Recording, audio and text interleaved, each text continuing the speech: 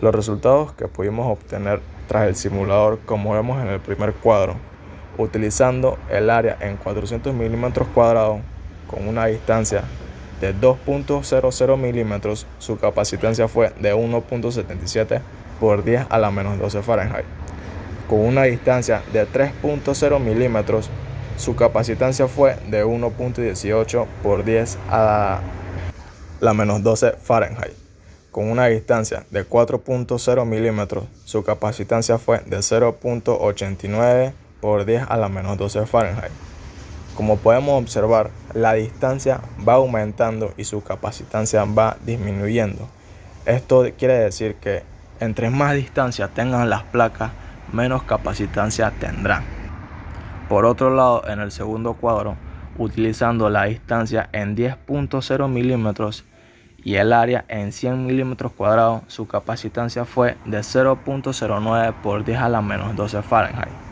Con un área de 200 milímetros cuadrados, su capacitancia fue de 0.18 por 10 a la menos 12 Fahrenheit. Y como podemos observar, entre la distancia y el área es todo lo contrario. Entre más área tenga, más capacitancia tendrá. La fórmula que utilizamos para sacar la carga de la placa inferior fue C igual a Q entre V, siendo la C capacitancia, la Q carga y la V tensión. Tenemos la tensión que es igual a 1,5 voltios y la capacitancia es igual a 0,42 por 10 a la menos 2 Fahrenheit. Como queremos sacar la carga, debemos despejar y esto quedaría Q igual a C por V. La capacitancia y la tensión se multiplican y quedaría al final la carga siendo 6,3 por 10 a la menos 13 Celsius. Ese es para el voltaje positivo. Para el voltaje negativo se hace el mismo procedimiento, solamente que la tensión sería 1,5 voltios y al multiplicar la capacitancia con la tensión quedaría la carga negativa menos 6,3 por 10 a la menos 13 Celsius. De mi parte, para este laboratorio, como conclusión personal, puedo decir que en este laboratorio se enseñó muy bien lo que viene siendo el cálculo de la capacitancia en sí. Pudimos ver lo que viene siendo la definición general de este tema, que es una propiedad para almacenar carga entre conductores. Cabe resaltar ciertas recomendaciones antes de hacer este tipo de experimentos, ya sea manual o virtual. Hay que tener en cuenta que las capacitancias y la carga puede ser directamente proporcional como inversamente proporcional.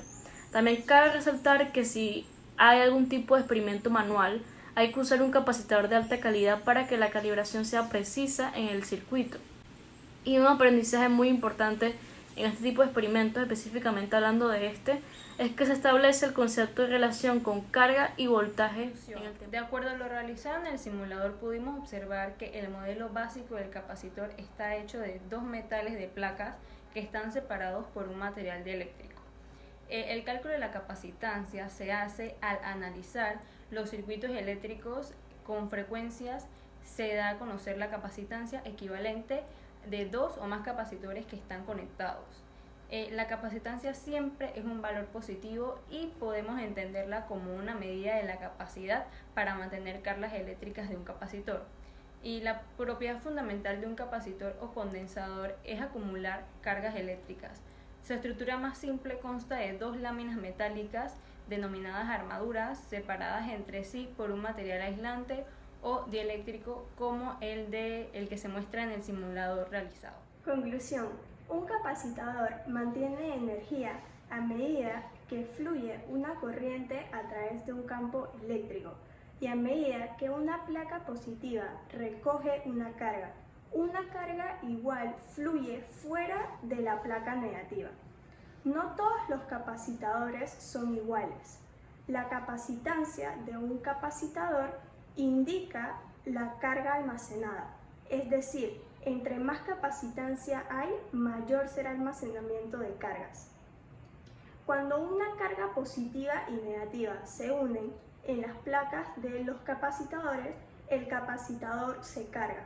El capacitador mantiene su carga debido a que las cargas positivas y negativas se atraen, pero nunca podrán ser unidas. En algún punto, las placas de los capacitadores estarán tan llenas de carga que no podrán abstenerse a las cargas. Es decir, que las placas estarán tan llenas de carga que cuando una carga quiera unirse no podrá y tendrá que repelerse. Recomendaciones generales. Número 1. Tener en cuenta que al aumentar el tamaño de las placas, la capacitancia aumenta y al disminuir el tamaño de las placas, la capacitancia disminuye. Número 2. Apagar el circuito cuando no se esté usando, ya que un capacitador retiene la energía que ha reunido, aunque a veces ocurra una leve fuga. Número 3. Entre más voltaje tengan las placas, más carga tendrán, y entre menos voltaje tengan las placas, menor carga tendrán. Y por último, hay que tener en cuenta la cantidad específica con que se fabrica cada capacitador para ser utilizado.